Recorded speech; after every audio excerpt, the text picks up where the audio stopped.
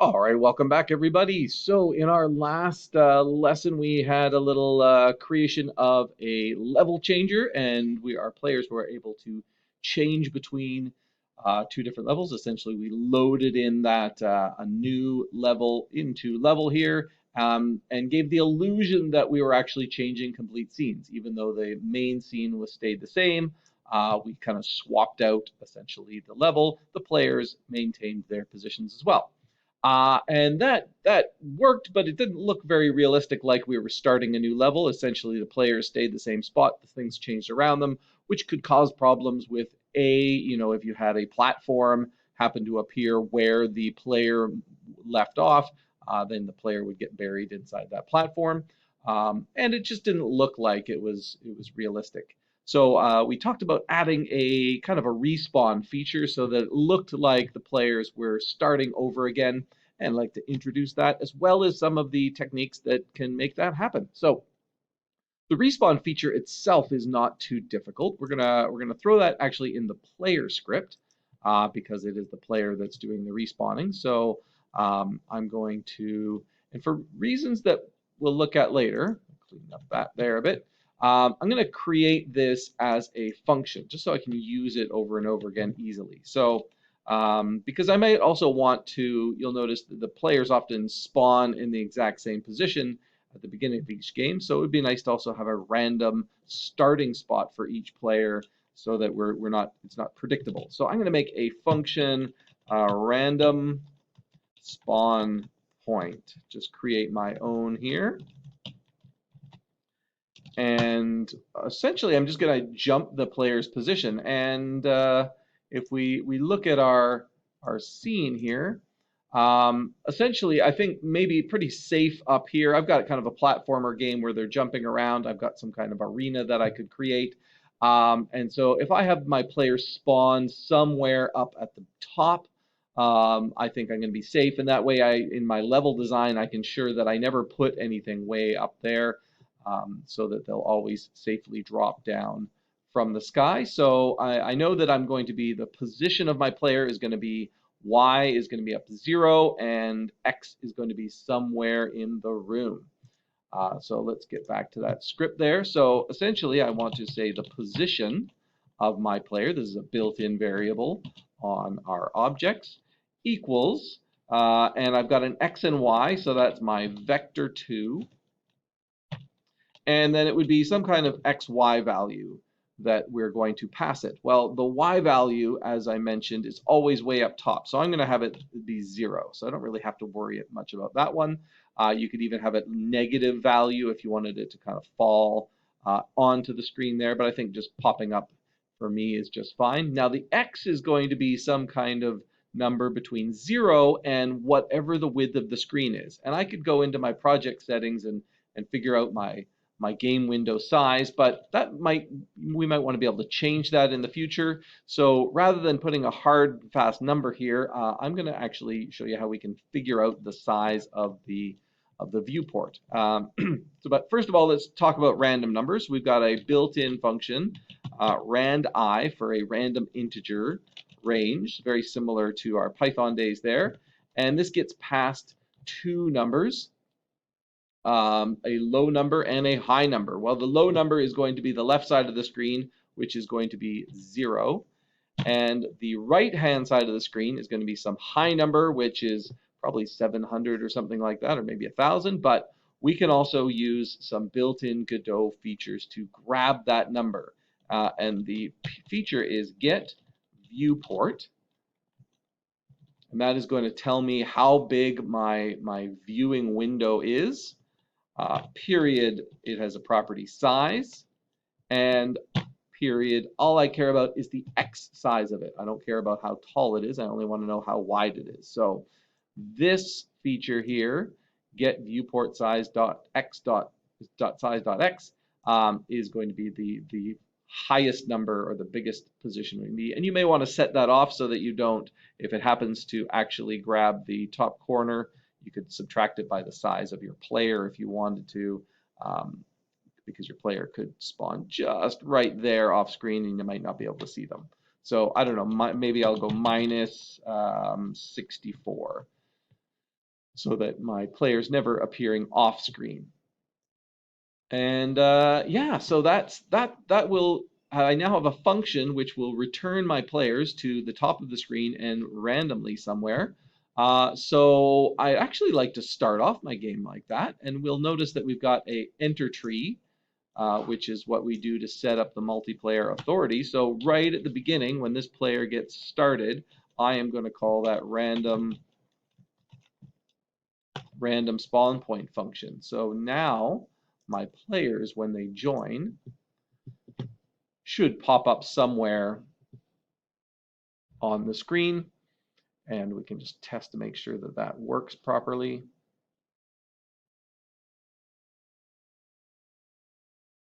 While we load up here.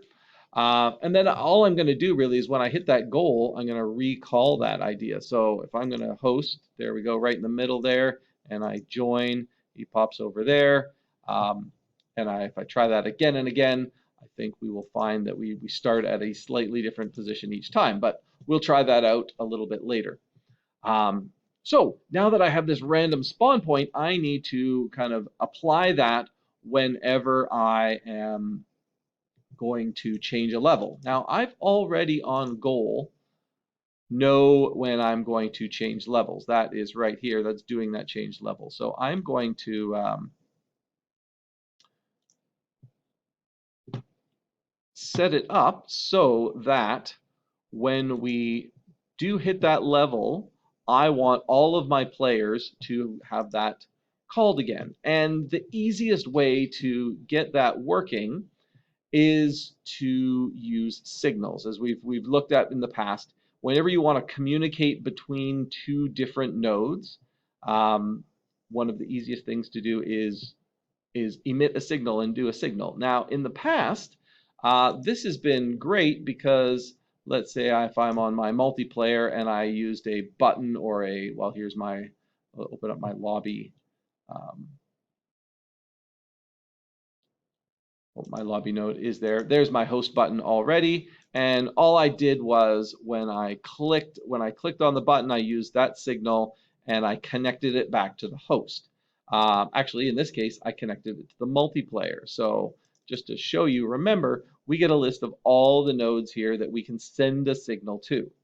The problem at hand is that the players don't exist right now in my game. The players get added dynamically in the game. They're not here. And if I go to player, well, there's no way of connecting it up to the hitting the goal because the goal's not here.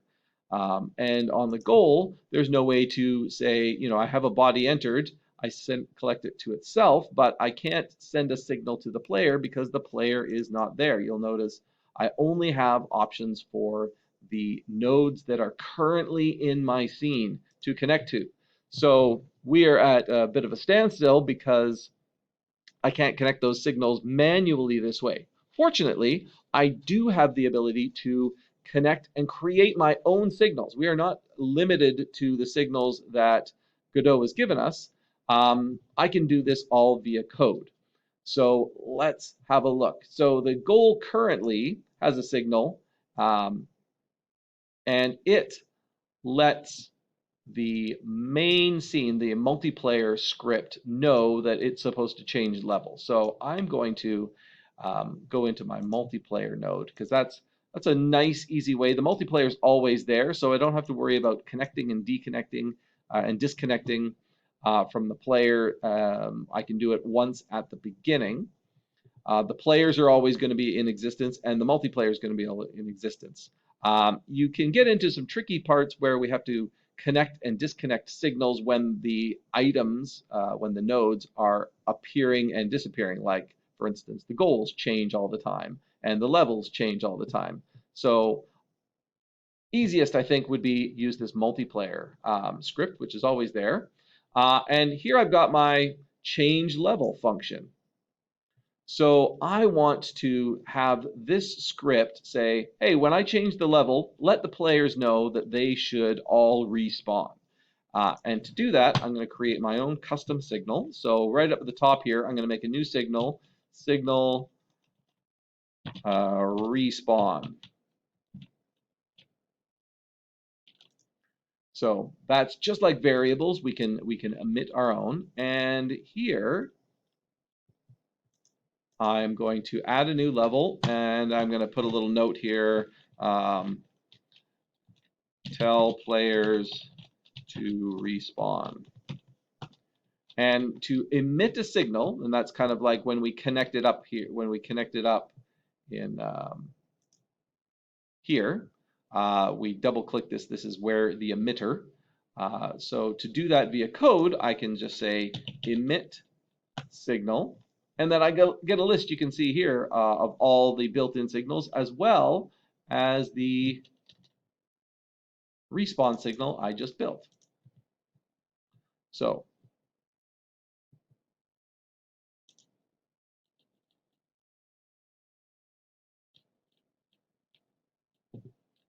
oh, and that should be a quote, I believe. There we go, emit signal string name, yes. So I'm going to emit that respawn signal. So essentially that gets fired out. Now the player, as we know, unless you have that little green arrow next to a particular function, it's not going to do anything. The listener also has to be connected to that.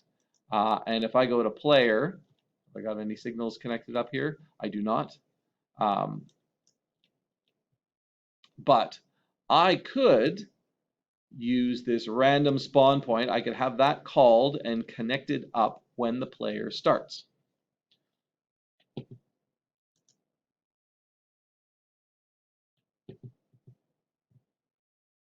So rather than do it on an enter tree, just because in case everything's not there, although it really should, actually we could be able to do that here. So I am both going to right away respawn it, but also going to connect up that signal to the multiplayer script. And another nice part of having them all as the root here, I can just say, I know the player is a child of multiplayer. It gets added dynamically. So I can say get parent, period. And to connect up a signal, we use the connect function. And this takes two different arguments. The first one here is, we go to it. The first one is it takes the signal that is going to be connected, and then it takes a callable. And a callable is essentially the function or the method that is going to be called when that signal is received. So back to our player here. So I am going to connect up a signal, and the signal was respawn. Respawn. And what happens when I hear the respawn signal is I want to call this function, random spawn point. And this is just done as a variable almost, random respawn, comma, random spawn point, not as the function, but just as that word, the thing that gets called. Not sure why they didn't actually have the function there. I guess that'd be calling the function. So it's just connecting these two things up. So even though you don't see that little green arrow appear right here, when the game is run, that's going to be happening in the back end. So essentially when the player hears the respawn signal, it's going to jump back. The multiplayer script, when it decides it's time to change a level, the last thing it's going to do is tell all the players, hey, you should go and respawn. And let's play that to see if we are now able to kind of get a more realistic looking game and an actual feel that we have changed levels. And there's lots more you can do with signals, and there's bound to be other ways we could do this as well, but this is the way I wanted to look at this ability to dynamically connect signals to each other. So there we go, hosted and joined. And now when I hit this, boop, you'll see that I jumped up there. Now, oh, there we go. We did go, oh, and notice I fell on top of it again. But when one of the player hits this, they both jump up top and are respawning in different locations as well each time. You can see. I noticed one is falling faster than, I guess it was previously falling, so you might want to also um, set its speed back to 0 or something like that if you don't want it falling faster than the other one. Interesting. But there you go. Now I've really got a feeling that I've started a new level and that my players are all starting at different locations, and so we can make this game nice and challenging. And you could start to, maybe shrink these guys, put a bunch of platformers on there, and now it's a kind of a chase game kind of scenario. So have a bit of fun with that, and hopefully you can use this respawning feature to add to your multiplayer game.